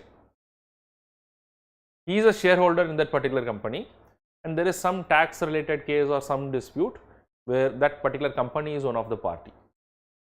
Now, will it create a conflict of interest for the judge to hear this particular case and to pass a judgment in this particular case?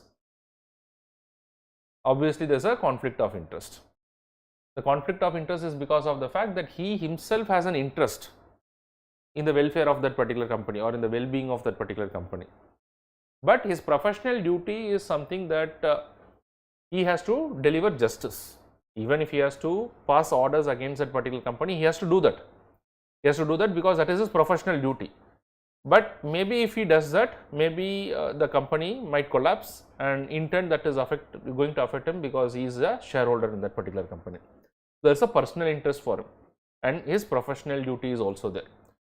So whether to do this or to do that, is it creating a conflict of interest in this particular case?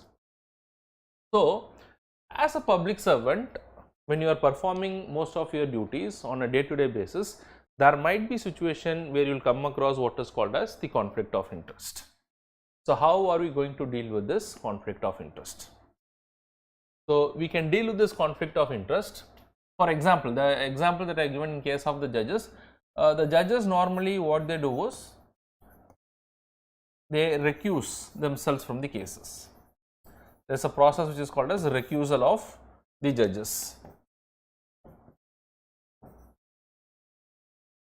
Has anyone heard of recusal of judges? So, the idea of recusal of judges means the judge brings it to the notice of the higher authority.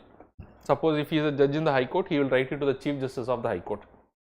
Suppose he is a judge of a Supreme Court, he will write it to the Chief Justice of India, stating that so and so conflict is there. So, I will not sit and decide this particular case, probably you can transfer it to another judge. So, thereby what they are trying to do?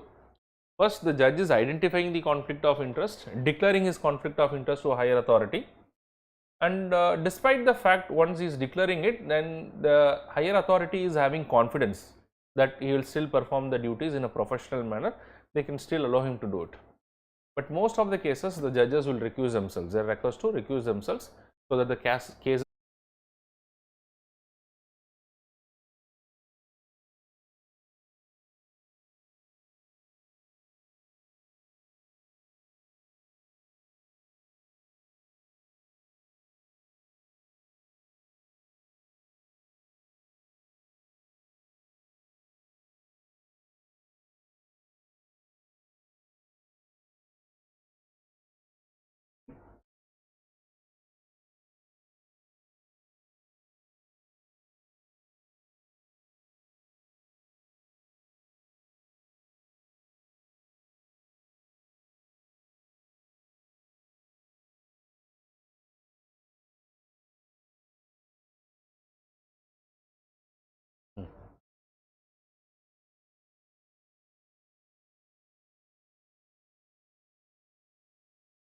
students, sorry for the interruption, there was a power cut, there was a interruption, so we have to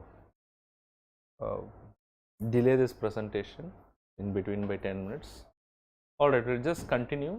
I think we are looking into the ethical issues when it comes to public administration. Just quickly go there, the ethical issues in public administration. We have seen most of the issues, but we are coming to the ethical dimensions. So, when you talk of the ethical dimensions, online students, I hope you are able to hear it. Okay.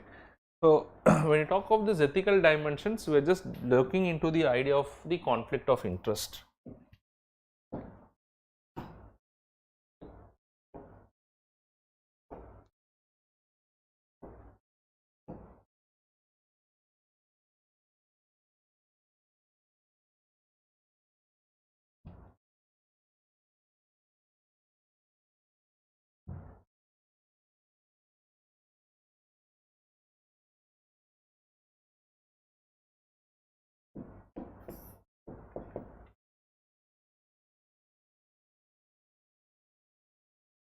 So, we are looking into the ethical issues. If you see the ethical issues, we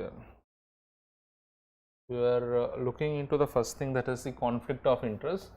So, conflict of interest is while performing your professional duties, there can be certain self-serving interest.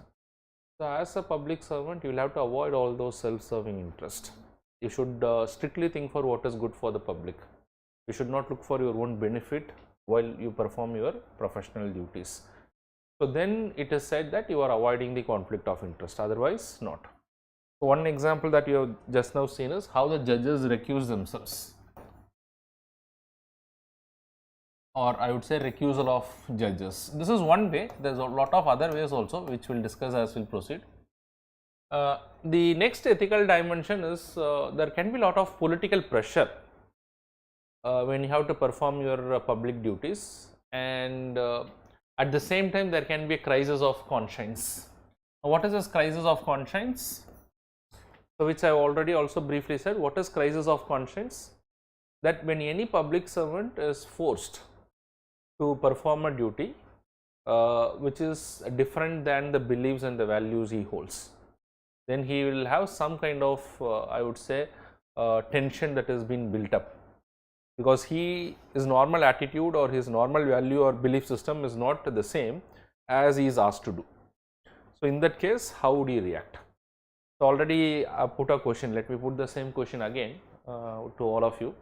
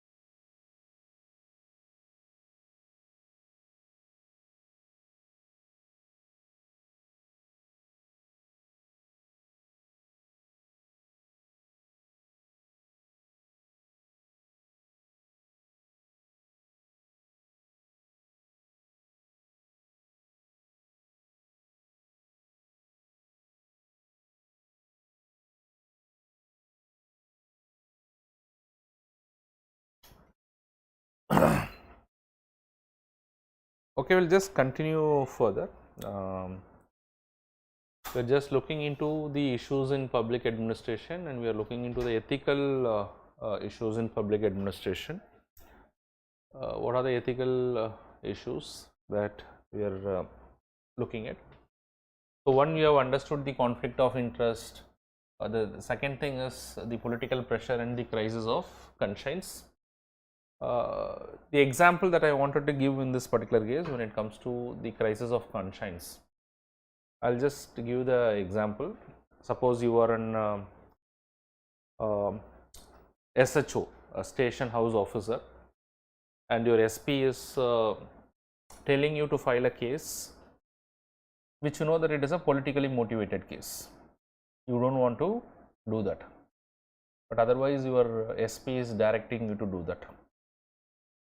And you are a man with high integrity and honesty, and that is a value system that you keep, because you don't want to file any unnecessary FIRs without any reason, and even if you want to do that, you wanted to do a preliminary inquiry before that. But here you sense a clear political motive behind this. So, if you file this case, probably your SP will be happy. Maybe whoever is directed your SP may also be happy, and there won't be any unnecessary harassment to you. Otherwise, your SP has full authority to transfer you.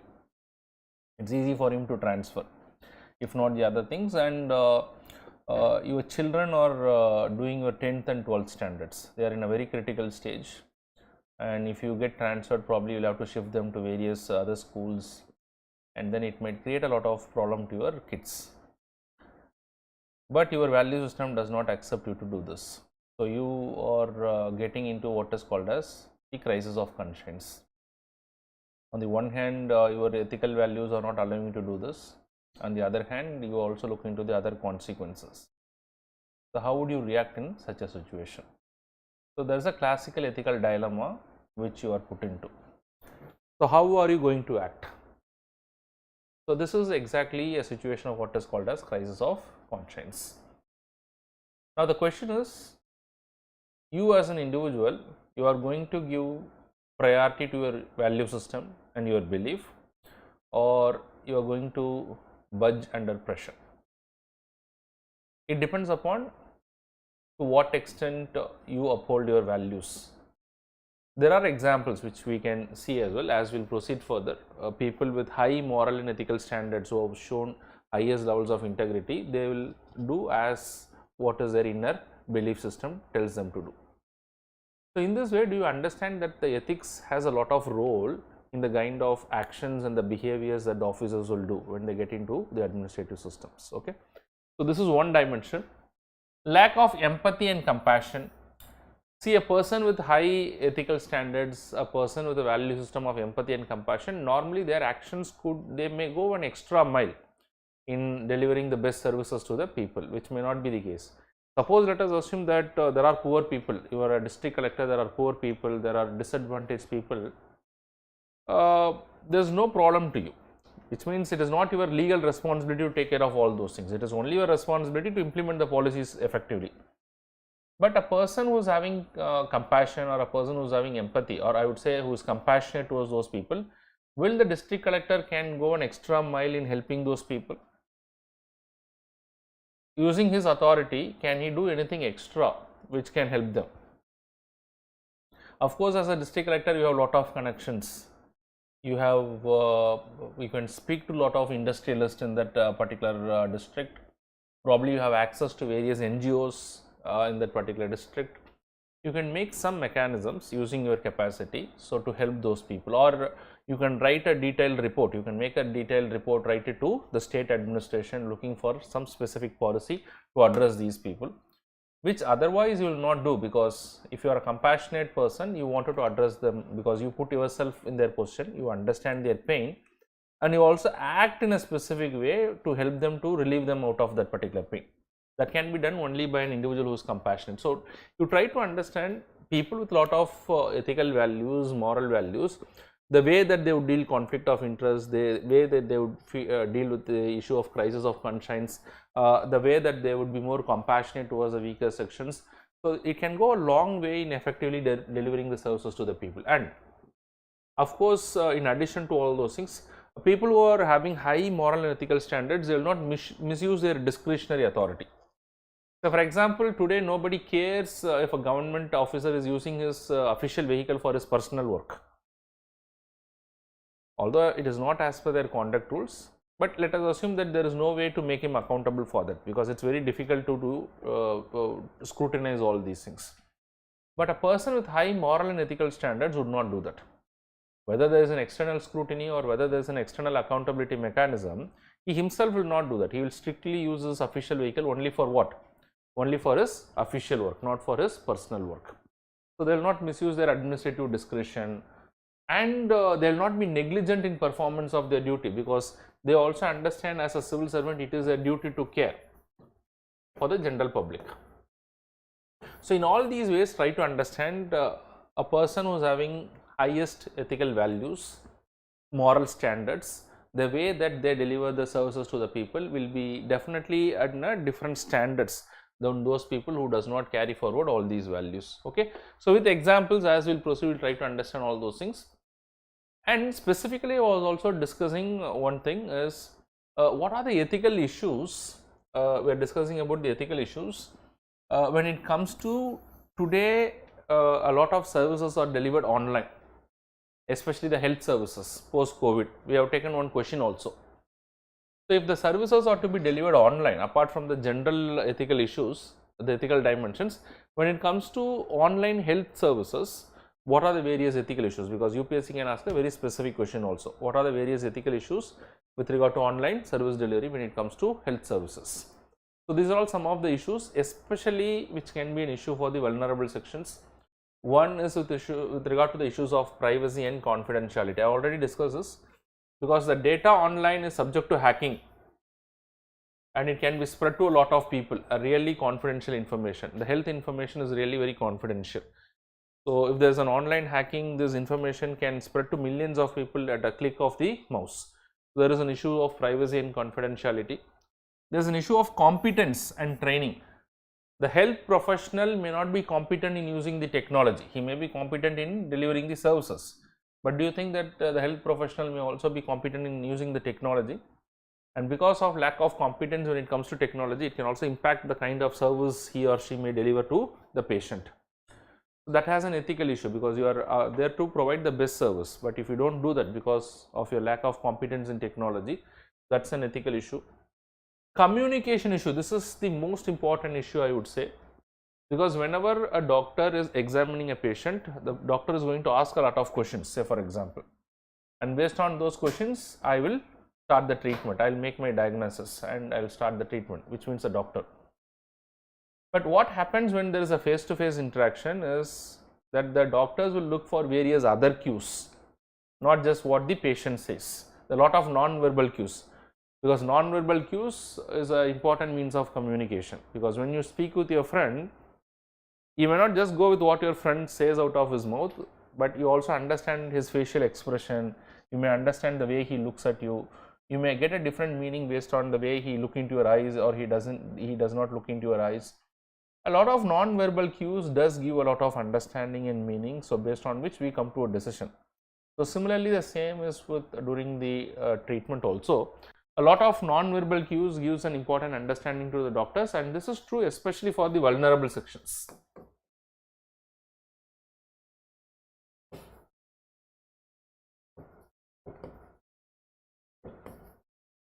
This is true especially for the vulnerable and the marginalized sections. The vulnerable and the marginalized sections, especially who lack the I would say verbal communication. So it is for the person who is the health professional to look for the non-verbal cues, which is completely absent in an online medium. You could understand that there is no possibility of much non-verbal cues. Okay, so that is again an ethical issue, the kind of treatment that will be given to them. And then there is an issue of informed consent. So the informed consent is very important. It is also part of the medical ethics, that whenever a patient is subject to some or the other form of the treatment, the patient should be briefed as to what can be the possible consequences of this and what are the procedures they are to be administered. So it has to be completely briefed, which may not happen in an online medium. So which is again a grave ethical issue. And then dehumanization is very important issue. What do you mean by dehumanization? Dehumanization means you are treating someone without proper respect, which every human would deserve, or you are treating someone without the dignity which as a human being he or she deserves. This is likely to happen because once you do it in an online medium, you do not feel as if you are interacting with another human being, which otherwise you would feel in a physical presence. And you keep doing this again and again, there is an element of, there is a possibility of what is called as dehumanization, which is again an ethical concern. Okay. And then lack of accessibility, and this is again true for the vulnerable sections. The vulnerable sections or the marginalized sections, say for example people who are economically disadvantaged, or say for example people who are in slums, people who are coming from the disadvantaged sections, they may not have access to applications, they may not have access to technology. So the accessibility and it itself becomes an issue, which is another ethical concern, because when these services are available to others, these people may be cut off from these things. And then lack of legal guidelines. That means overall today we do not have the guidelines which has much evolved with regard to the privacy, with regard to confidentiality. The legal guidelines is yet to evolve to take care of all the vulnerabilities that these services might have. Okay. So these are all some of the ethical issues that may have when it comes to online health services. The same thing more or less can be used for other online services as well. So for example, in case of education also, you can talk of the communication thing, you can talk of dehumanization. May not be everything relevant, but most of the things can also be applied in the other areas. So in case if there is a question, once there was a question on the online health services, the ethical issues, so I just try to research some point in that particular regard. Okay, so what are the things we have covered till this point of time? So the point that you have covered till this point of time is, the first thing that I wanted to make you very clear is, first you will have to have an understanding of what is role of ethics in public administration. I hope that idea is very clear because public administration is the institutional setup. Public administration is what the government does, and what the government does today is mostly the service delivery to the people.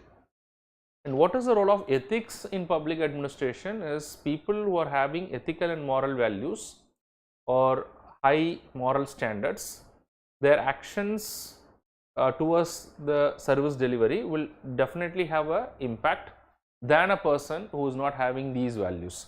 So it is also really important for an administrator to have a lot of ethical and moral values in discharging his duties and responsibilities, because his behavior, his actions is all guided by these values. So ethics definitely has got a lot of role in understanding the behavior and the outcome of the administrative process.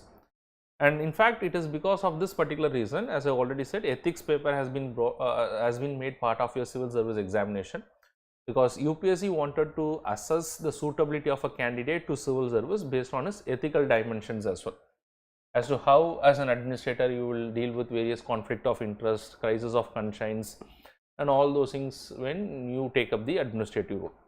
And that is the relevance of ethics in administration. So now, to assess whether a person is having an ethical dimension, to assess whether a person is having the proper value system, there are certain recommendations that has been given as an officer. What are the values that you should possess? So which we will continue in the next class, but let me just give a brief about certain values which has been recommended by various committees across the world. Say for example, Nolan committee has given certain set of values as a public official what they should have. There are certain recommendations that has come from various other countries as well. In India also, the second ARC has given certain recommendations. More or less there is a lot of overlap between these values.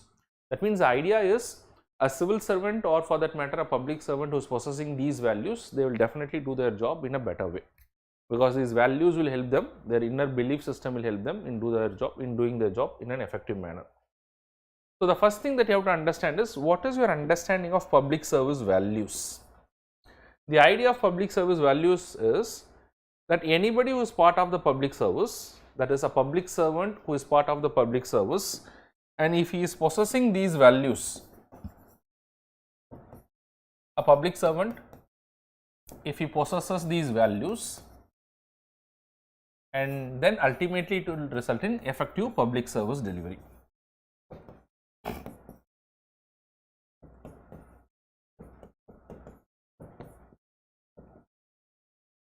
it will lead to effective public service delivery. That's the idea. So what are those values? So what basically does it mean by public service value? These are certain principles and standards of behavior that guide a public servant in performance of their professional duties and guides one conduct in public life. That's the understanding. That means these are nothing but certain beliefs, certain values that he possesses, and these values and these beliefs that he possesses will guide him in performance of his professional duties, and also will guide him in how he conducts himself in his public life. We are not talking about his personal life. We are talking about how he will conduct himself in his public life. Say for example, when you are a superintendent of police tomorrow, if you are part of the Indian Police Service, how do you perform various professional duties, and at the same time how do you conduct yourself with your subordinates, how do you conduct yourself with your superiors including the political executive, how do you conduct yourself with the general public. So all these things are to be guided and determined by the values that you possess. The person who is having high moral values, he will try to possess or he will try to display highest level of professionalism. But a person who may not display these values and standards, he may not display professionalism. Maybe he will not avoid conflict of interest. Maybe he will budge to the pressure when it is pressurized, when he or she is pressurized by the superior authority, even if it is violation of the conduct rules. So these values do have a lot of role. And who will possess these values? These values will be possessed, or these virtues will be possessed, which we will subsequently see, will be possessed those people who are having high moral and ethical standards. That is why ethics have a very important role in public administration, because ultimately it will all come down to the behavior of a public servant, and the behavior of the public servant is guided by what? Is guided by the values and the belief system that he possesses. So what are those values? The Nolan committee has got given 7 values. So is the second ARC and certain other committees.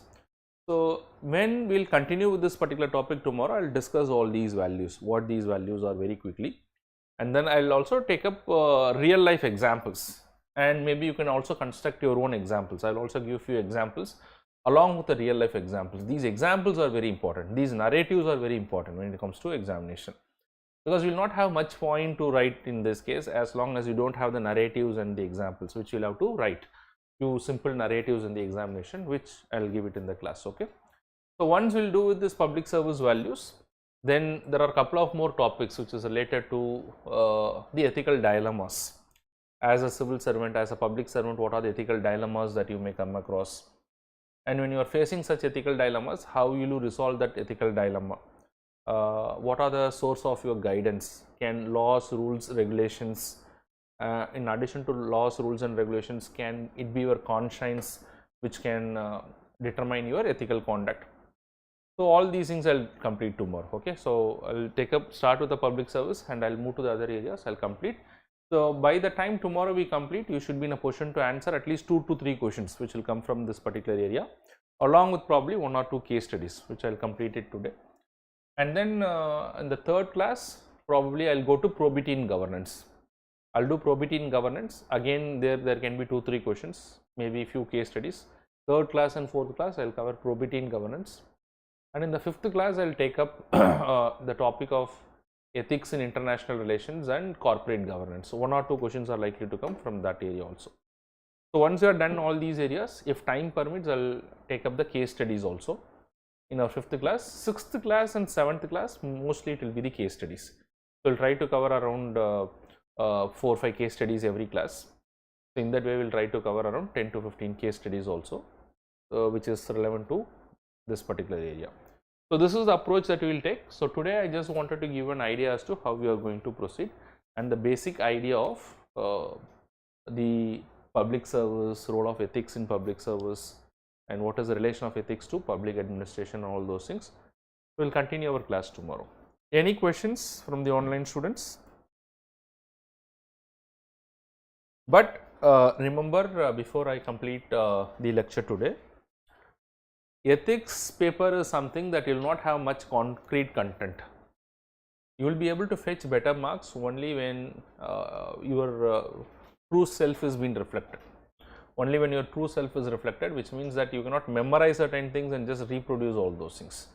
You will have to just feel it, you will have to just experience it.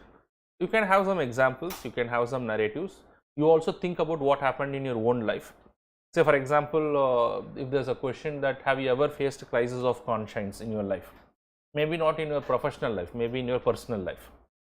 In your personal life also, many times you would have come across a situation where you don't want to do that, but there is a pressure upon you to do that. So as a person, how did you handle this crisis of conscience in your personal life? Questions can come like this also, but you'll have to think about this. You cannot do that in the examination.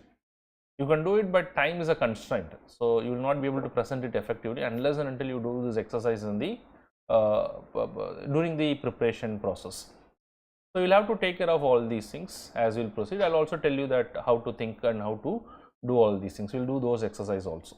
All right.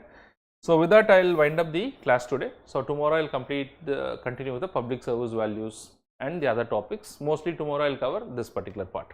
Okay, not the handout. We'll do something in addition to what is given in the handout. We'll give one more handout tomorrow.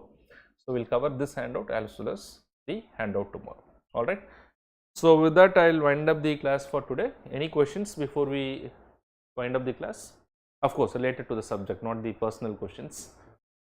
All right. So with that, we'll wind up the class. Online students, thank you very much.